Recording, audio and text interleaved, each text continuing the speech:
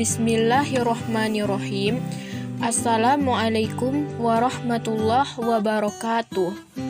Kami dari kelompok 2 dengan anggota Meria Nadila, Pinta Marito, dan Nova Fazera.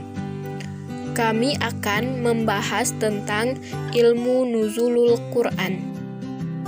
Adapun materi pembahasan yang akan kami bahas diantaranya: yang pertama, pengertian nuzulul Quran. Yang kedua, tahap-tahap turunnya Al-Quran. Yang ketiga, waktu serta cara turunnya Al-Quran. Dan yang terakhir, pemeliharaan Al-Quran. A. Pengertian nuzulul Quran. Nuzulul Quran menurut bahasa berarti turunnya Al-Quran. Dan secara istilah, nuzulul Quran adalah pemberitahuan Allah tentang Al-Quran kepada segenap penghuni langit dan bumi dalam semua segi dan aspeknya.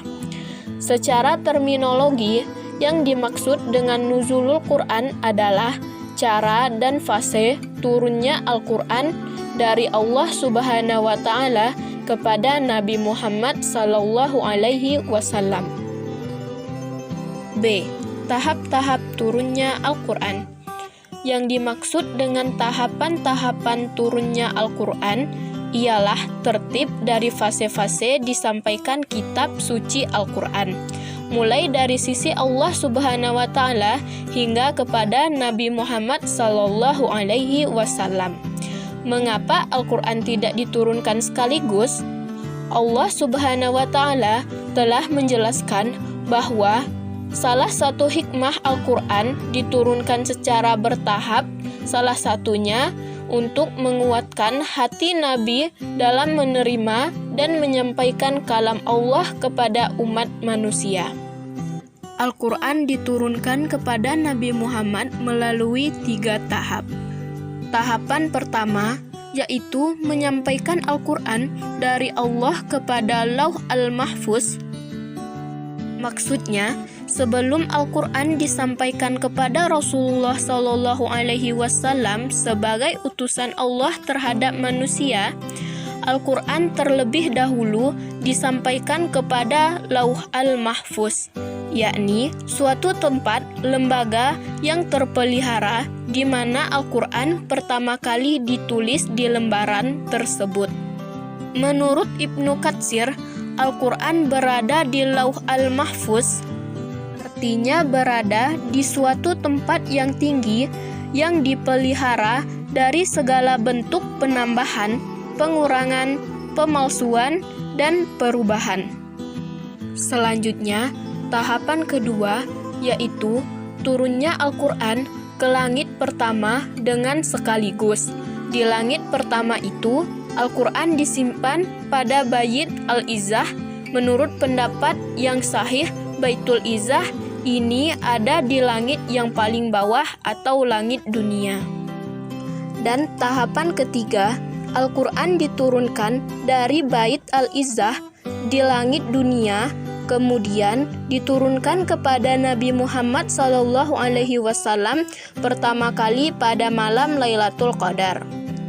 Tetapi turunnya tidak sekaligus, melainkan sedikit demi sedikit, menurut keperluan masa dan tempat nuzulul Quran.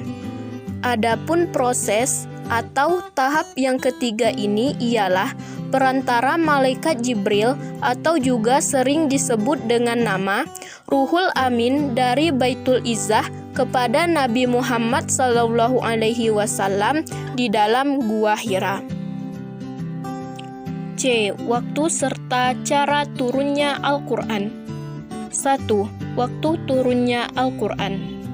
Nuzulul Quran terjadi pada 17 Ramadan di Gua Hira, pada tahun ke-41 dari kelahiran Nabi Muhammad Sallallahu Alaihi Wasallam.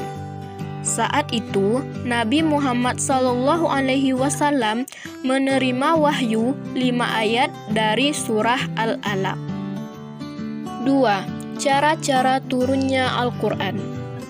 1. Malaikat memaksukan wahyu aslinya itu ke dalam hatinya. Dalam hal ini, Nabi Muhammad SAW tidak melihat sesuatu apapun, hanya beliau merasa bahwa itu sudah berada di dalam kalbunya. 2. Malaikat menampakkan dirinya kepada Nabi berupa seorang laki-laki yang mengucapkan kata-kata kepadanya sehingga beliau mengetahui dan hafal benar akan kata-kata tersebut. 3. Wahyu datang kepadanya berupa gemerinci lonceng, dan cara seperti inilah yang dirasa amat berat, dan kadang-kadang pada keningnya berpancaran keringat, meskipun turunnya wahyu itu di musim dingin. 4. Malaikat menampakkan dirinya kepada Nabi, tidak berupa seorang laki-laki seperti keadaan nomor 2, melainkan benar-benar rupa asli. D. Pemeliharaan Al-Quran. 1. Pada masa Nabi Muhammad SAW. Pada masa Rasulullah masih hidup, Al-Quran dirawat sedemikian rupa. Di masa Rasul masih hidup, dalam menyampaikan wahyu kepada para sahabat dan memerintahkan agar sahabat menghafalnya dengan baik. Sehingga cara yang paling terkenal untuk memelihara Al-Quran dengan menghafal dan menulisnya. 2.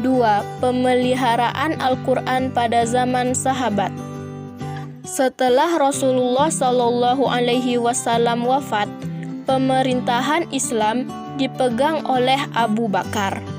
Ketika Abu Bakar menjabat menggantikan Rasulullah SAW, dia menghadapi beberapa peristiwa-peristiwa besar berkenaan dengan kemurtatan sebagian orang Arab. Dan yang ketiga, pemeliharaan Al-Quran pada masa tabi'in. Setelah berakhirnya zaman Khalifah yang 4, timbul zaman Bani Umayyah.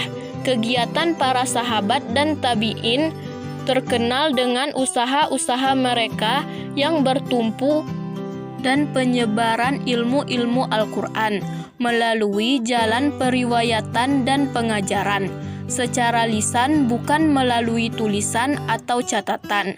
Kegiatan-kegiatan ini dipandang sebagai persiapan bagi masa pembukaan. Sekian dari kami mengenai penjelasan tentang ilmu nuzulul Quran. Apabila terdapat kesalahan, kami mohon dimaafkan. Sekian, terima kasih. Assalamualaikum warahmatullahi wabarakatuh.